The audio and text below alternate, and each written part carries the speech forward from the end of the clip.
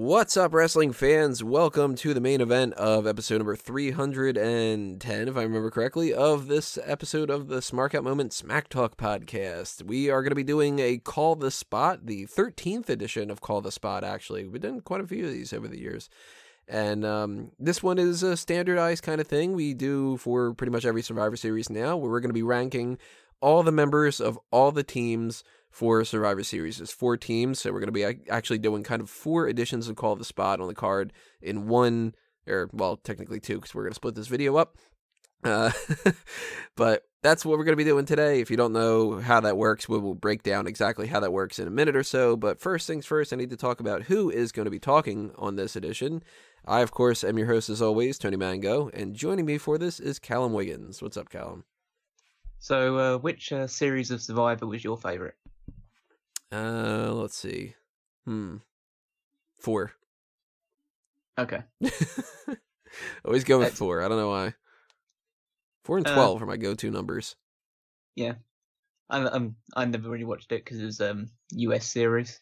But we used to have things like, we have this one called I'm a Celebrity, Get Me Out of Here, which is like just putting them all into a jungle and trying to get them to survive for a little while. Just a load of celebrities. Well, you know what? Which one? Shit. I thought it was 4. Outside of the fact that I always joke with 4, but it might be number 2 or 3, actually, and I'm thinking about it. I used to watch Survivor back in the day for a bunch of seasons, maybe like up until like season 6 or something. But there was one where this dude accidentally put his hand inside of the fire, and that was like the most interesting that ever happened on that show. Which is terrible to say, but whatever season that was my favorite season. Might have been season 2. That makes me think of like that episode of Futurama where they have their brain sucked out and Leela puts her hand in the fire and goes, "Ow, fire hot." Well, speaking of that, we are talking about the women's elimination match for this video. If you're watching this on YouTube, there will be 2 videos. If you're on iTunes or Stitcher, it's just going to be one edition, and I'll not split them up and stuff. But a little bit of warning ahead of time when it comes to this. WWE are jerks. They purposely did not say one person out of one of these 4 teams. So we don't have confirmation that this is exactly what their plan is, but based off of the roster, the fact that they fired 2 people from the Raw roster and that all signs seem to point to it, we can assume that Bayley is going to be that 5th person on Team Raw. And the only other really alternative is going to be Paige. So we're going to address that. Don't worry about that. Yeah. But we kind of have like an easy way to address it, sort of. So yeah, just kind of keep that in mind. The idea that WWE like deliberately sabotaged us for this one thing. So I would like to challenge the WWE at Survivor Series to a 5-on-5 elimination match. So it'd be me, you, Kaylin, Mike, and I'd go Wago because I think Drew's a bit too. Like, he can be our mascot. Yeah, he can be our mascot. Then we take on Kevin Dunn or something like that. I'm up for it. Kevin Dunn, Vince McMahon, Barrios, Stephanie, and Triple H. Linda. I think we'd have an easier time with Linda, but I don't think she's really affiliated anymore. So what we're gonna do is we're gonna do both Raw and SmackDown's team on this part, and go released, jobber, mid-card, upper mid-card, and main event, because that's bottom to top. That's how the Call the Spot works. Is essentially it's kind of like a marry, fuck, kill. You got to put people into those spots, and you can't double up. You can't ignore something. Like, you can't say like, oh, I would release 5 people and I don't like any of them. Like, you got to pick. And what makes it difficult is when you don't like people and you have to put somebody in the main event, or when you like a lot of people and you got to release somebody, or you got to put somebody as a jobber. That's what makes it hard, and kind of what makes it fun. But we're going to go like section by section as opposed to going Raw and then SmackDown. It's a lot easier to kind of balance things out. And then we'll go back and we'll kind of read our lists and give you guys a point of view of how that all worked out and stuff like that. But I'm going to start things off with something really quick. If Paige were to be that 5th person, she would be my released. And everybody else would just get bumped up on my card. It's understandable. Yeah, I kind of look at Paige as just not worth it. She's got some value to her in certain ways, but at the same time, she is just a problematic mess in a lot of other ways. And if I were looking at this list, Nia Jax, Sasha Banks, Asuka, Alicia Fox, and Paige, one of them stands out for sure as the person I would think would be the best option to leave, and that's Paige. But if Paige isn't on the list and it's Bayley, then suddenly things change up a little bit. And my pick for released at that point is Nia Jax for Raw. And it's not because I just always make fun of her and stuff, because I like Nia Jax a lot more now than I used to. But Bayley, Sasha Banks, Asuka, and Alicia Fox, I mean, the only other one that really stands a chance to be released in my book is Alicia Fox, and I like Alicia Fox more. I feel like if Nia Jax left, I wouldn't miss her. With something. Yeah, it makes sense. What's your Raw released? Controversially, my Raw released is Bayley.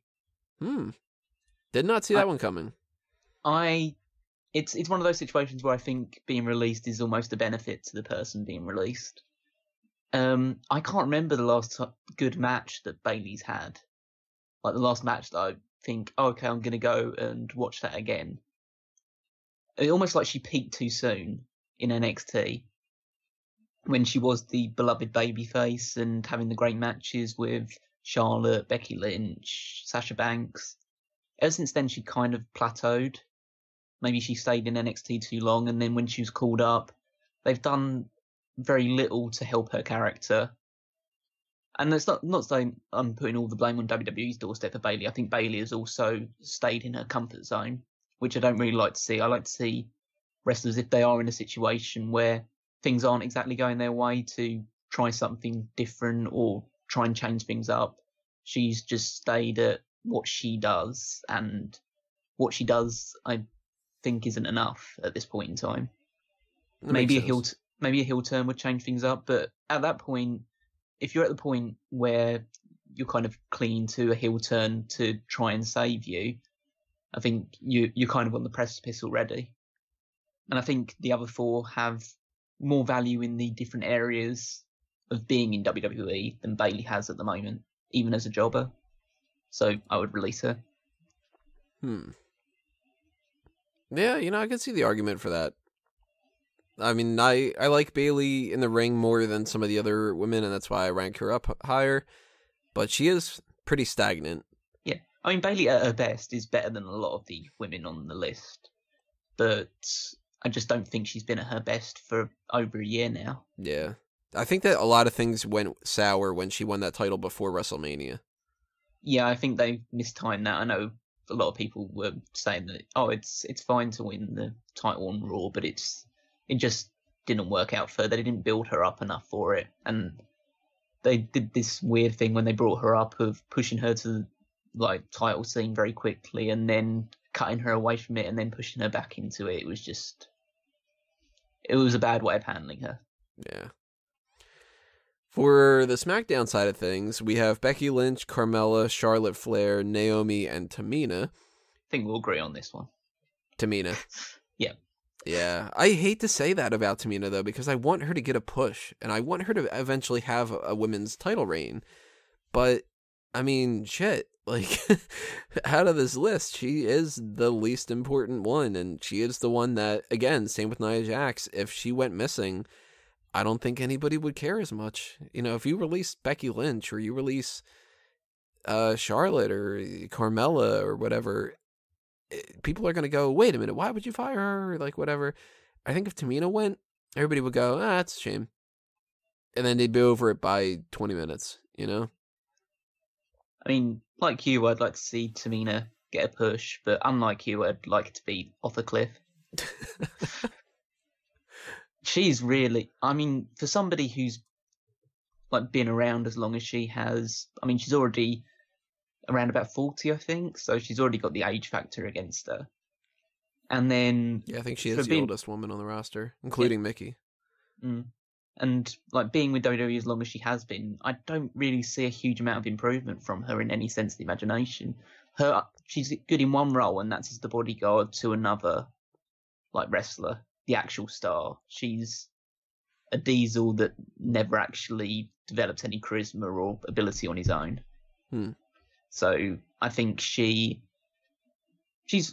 not terrible. She's not like completely untrained or completely unsafe in the ring, but she lacks charisma. She lacks mic skills. My skills. My God, her mic skills are terrible. Yeah. She is on my list as one of the worst of the year. And she lacks credibility because she hasn't won a title and she's been with WWE since about 2010, 2011, and she hasn't even held a championship. She's barely even had any shots at the title, let alone like actually winning it. So I think the other four have a lot of potential like to hold titles going forward. And I think with Tamina, even though she could hold the championship, it would only be a one-time thing, and I don't think it would be particularly memorable. No, I mean, that would be more so like a tenure type thing. Yeah. Like, you've been around for a long time. Here's your title reign to just prove that you're not a complete failure type of thing. Yeah, and I like my champions to be actually like worthy of the title, not just there because you're essentially part of the furniture. Well, that moves us up to a slightly better role, which is Jobber, and I'm going Alicia Fox and Carmella, and I like both of them, so that's what sucks about it. But when I compare them to the other three women on the Raw and SmackDown side of things, they kind of fall into this little void of being these like crazy, delusional, fun to watch them be the heel that gets beaten up type of role. And that's why, like, Alicia Fox definitely is not the best in-ring performer compared to the other ones. I like her character a lot more, though. So it's like her being nuts and then losing a match is more entertaining to me than, say, Sasha Banks just being Sasha Banks and winning a match. So I do see a lot of value there. And Carmella is doing great, I think. Yeah. But she is the weakest as far as in-ring potential. That's true. So that kind of hinders her from me. So those are the jobbers, but I like them both, and I really would like to see them both get a stronger push. But that's the nature of the game. You kind of have to put somebody there. For my jobbers, I have the same as you, Alicia Fox. Same as you, I like her character. I think she's really ramped things up in the last couple of weeks as team captain for Raw. She's been very entertaining. And she's been there for a while as well, so she has won titles or one title. And I think she is very underrated, both in the ring and just as an overall personality. But for SmackDown, I went with Naomi. I've never made it a secret that I'm not a huge fan of Naomi. I think in the ring she's subpar. She's very athletic, but actually, like, psychology-wise and actually performing moves in a coherent fashion, I think she struggles. I think she's over predominantly just because of her entrance, and it's a terrific entrance, but that's about it, really. She's very hit and miss on the microphone. She has a very loud personality, which isn't always a good thing. Yeah, that's true. And, everything's like kind of boisterous. Yeah. And I think her championship reigns were a tenure thing rather than her actually deserving it, which may be slightly harsh. I know people would disagree with me in that regards, and that's fine. Like, it's just my opinion, but I just don't hold a lot of value in her. So I'd rather see her jobbing out. Like, she's had her moment. She's had a couple of title runs, and now she can kind of fall down the order a little bit. I can see that argument, because I have her slightly higher up on the totem pole. I have her as my mid-carder. Mm-hmm. And it's for kind of the same sort of reasons. It's like, she had her title reign. I'm glad she got it, but she can't take priority anymore. Yeah. And it's like, I think she should have had a title reign years ago. And it wouldn't have been like a, part of the furniture type thing. She was somebody who I thought like she was potentially the standout person from that season of NXT that she was on. Oh, she definitely was. She was definitely the most gifted in-ring performer. Well, he had AJ Lee on that one as well, but she actually didn't stand out at all on the actual NXT show. No, she came into her own so much later. Yeah. But I think Naomi actually peaked a lot sooner in her career, and I think she's, besides having the big entrance and the slightly more garish attire now, I think she was better when she was in a kind of heel role that she was in as like Team Bad. I think that was when she was more comfortable on the microphone and had a bit more charisma about her. But I mean, I'm not like upset that she won the title or anything along those lines. So I think she still deserved it to an extent, but you at least feel the glow a little bit. I can't escape the glow. Let's put it that way. Yeah, so she's my mid-carder. Bayley is my other mid-carder, and it's kind of the same way that I usually treat Sami Zayn. Like, fans like her, so beat her up. That kind of a thing, you know what I mean? Like, do fans like her anymore? Not as much, that's for sure. I mean, she got a huge reaction in the latest episode of Raw, but that's because it was in the UK, and the UK fans do still love her. Do you see that they were singing the Hey Bayley, but they're singing for Hey Becky instead, too? Yeah, I know. I guess they're divided loyalties, almost. Now it's like I kind of think that they should be doing that for anybody that's kind of like that. Even though one won't go with the song as much, because at least Bayley and Baby are like very close, and Becky's like, all right, you're stretching it a little bit, but it's like, hey, Sasha. It's not going to work out, right? Yeah. You can't really do it with like Tamina or something like that. It's only the ones that have the two-syllable. Hey, Tamina. Ooh. Ugh. Ooh. Yeah, then you start doing the ooh thing, and then people think they're making fun of the snow and stuff. So my mid-carders are Bayley and Naomi. Pretty simple. Who do you got? I have Nia Jax and Carmella. Nia Jax because I do agree that she's weaker in ring than I would have hoped by this point. I think she's been on the Raw roster for over a year now, so she should have gotten better than she is. I think she's still improving, and I think because of her size, the way that she stands out from the rest of the roster, I think that's enough of a attraction factor to her that she deserves a higher spot than just a jobber or a released. And obviously she's related to The Rock, so she has a job for life, essentially, so she can't really release. And then Carmella. I think Carmella's been doing very well. I think Mike's skills come a lot into it. She's very good on the microphone. Gone a lot better, especially in the last few months since winning the Money in the Bank. I think she carries the Money in the Bank briefcase very well. She's a strong heel. She's obviously like this character that will win the championship by sneaking the victory or by cashing in her Money in the Bank briefcase, and she will never be taken too seriously as a credible threat to the title, like in a one-on-one environment. But I think being the underhanded heel that will take advantage of opportunities and get a few like sneaky title reigns here and there, I think it works for her. So I'd have her in the mid-card position, just someone that will occasionally take the championship, but most of the time will be beaten up by the babyfaces. Makes sense. So when we get to upper mid-card and main event, I mean, we pretty much, everybody knows at this point who we have left and stuff, so it's better to just sort of do them all in one shot. And let's go with our Team Raw ones first. I have Asuka and Sasha Banks left, and you've got Asuka and Sasha Banks left, right? Yes. So I would go upper mid-card Sasha and main event Asuka. I completely agree with that. But it's very tough for me, because I don't think Asuka's as good in the ring as everybody makes her out to be. I think Sasha is actually better in the ring out of the two, but I don't think that is enough of a factor for me to push Asuka down. It's a presence thing. Yeah.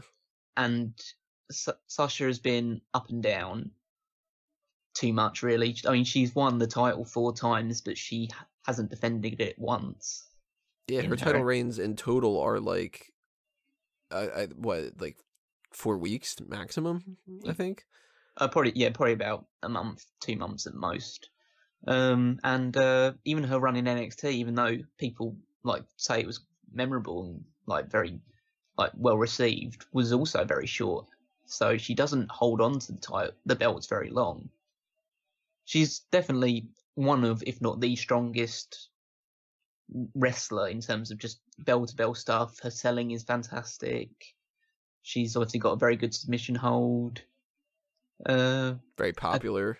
Yeah, she's very popular. She's definitely better as a heel than as a babyface. And yeah, that's for sure. But she can flow between the two of them and make it work either way.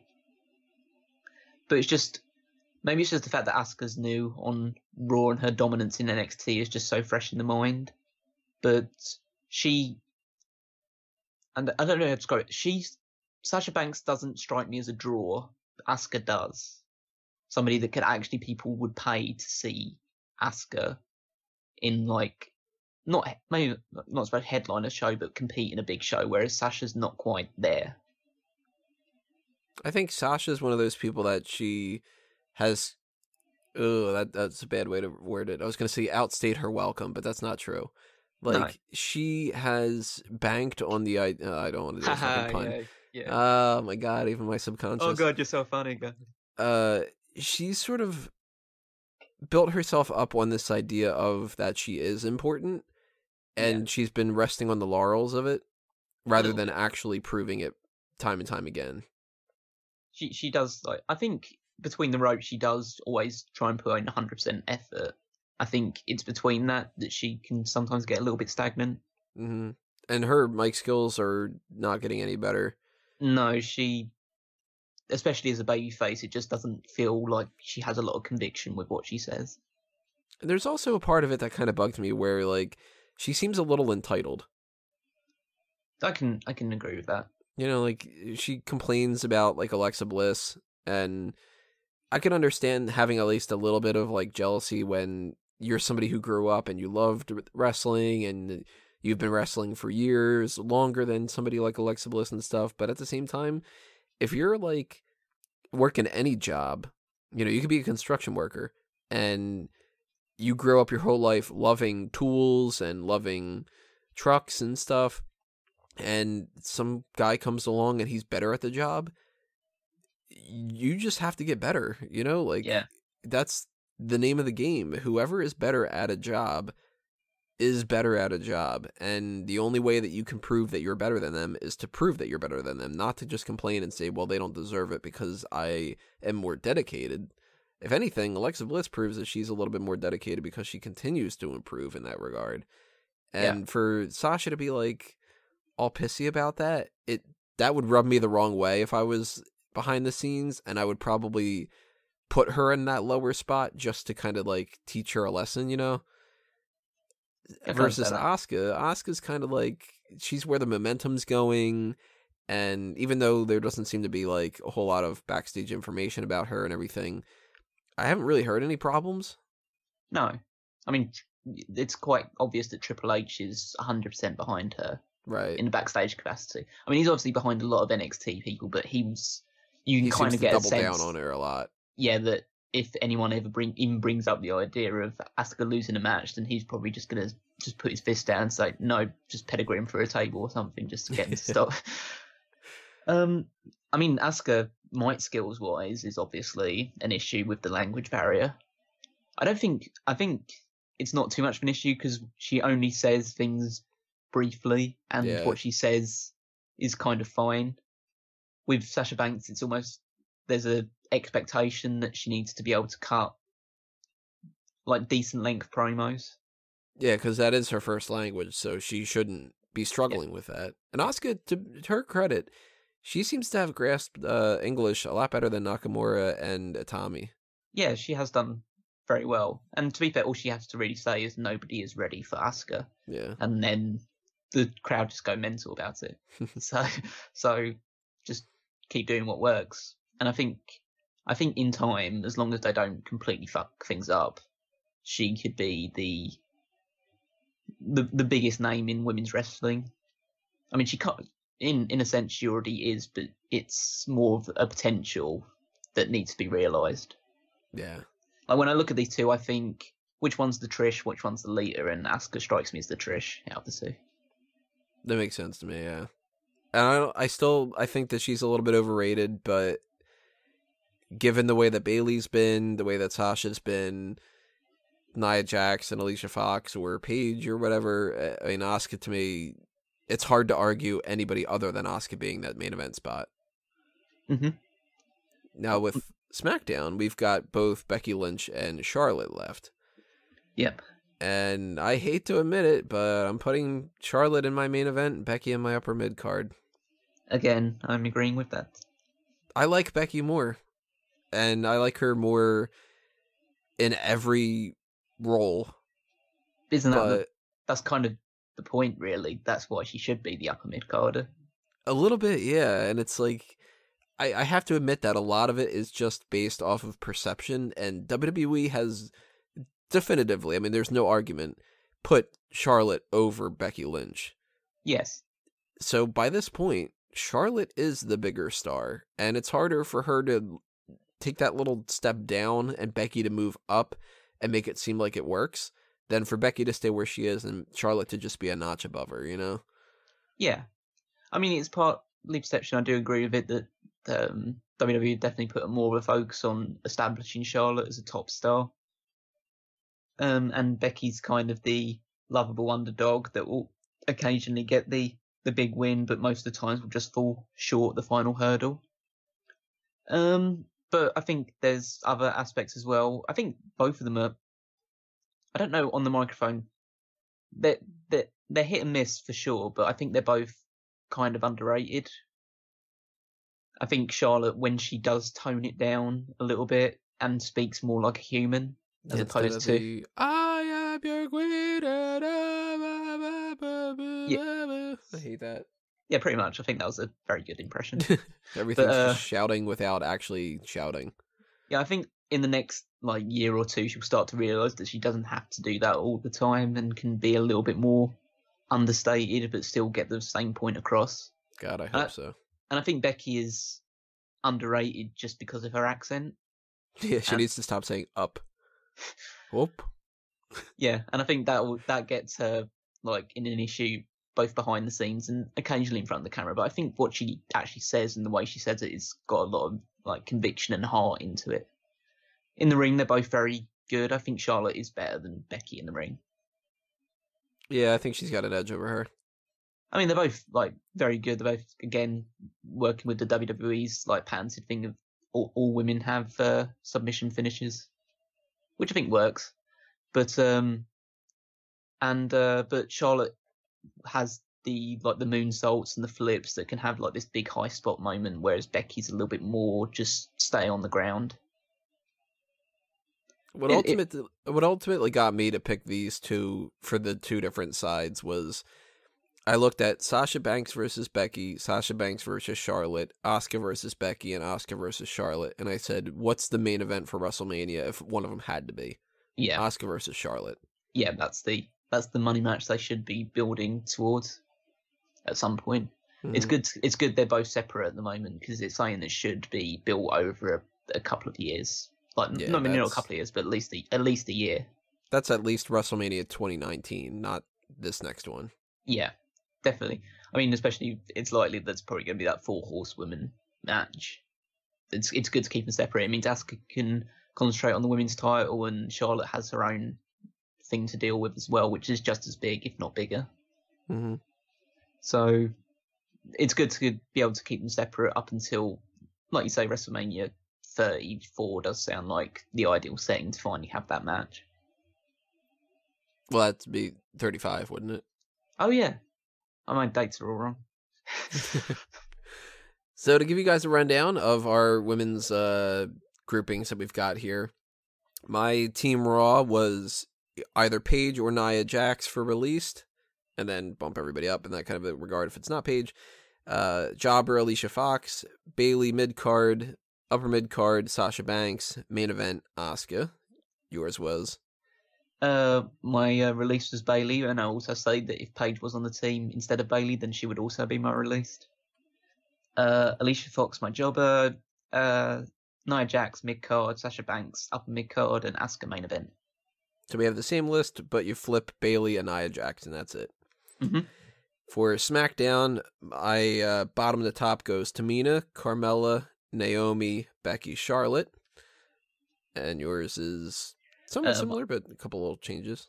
Yeah, my one is Tamina, Naomi, Carmella, Becky Lynch, Charlotte. So again, you flip Naomi and Carmella, and that's all. So I think I was a bit too similar. I think I'm going to swap Charlotte and Tamina, just to make it, just to make it different.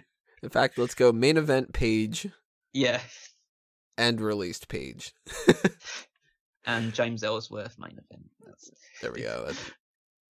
Although, you know what? The way that they've got this potential Charlotte versus Natalya match next week, Charlotte could be off Team SmackDown, and Natalya can be put in there. So if that's the case, fuck WWE. Becky Lynch moves up a little bit, because I don't think either of us are going to put Natalya as our main eventer over Becky, right? No, definitely not. She dropped towards my jobber, actually, pretty much. I'm pretty sure that she would drop to my jobber too, and I'd end up bumping Carmella up to mid-card. Yep. And Naomi becomes upper mid-carder. Yeah, so don't do that, WWE. Wait until the week afterwards, so we don't have to re-record this or whatever. Yeah. And confirm that it's Bayley, for fuck's sake. Don't do the page thing. That'll piss me off. Yeah. But that's one down. We still have the men's Survivor Series elimination match coming up next. So again, as I mentioned, on iTunes and Stitcher, this is going to be just one thing, and you won't have to do anything. But if this is on YouTube that you're checking this out, then click on that next video, and we will see you there.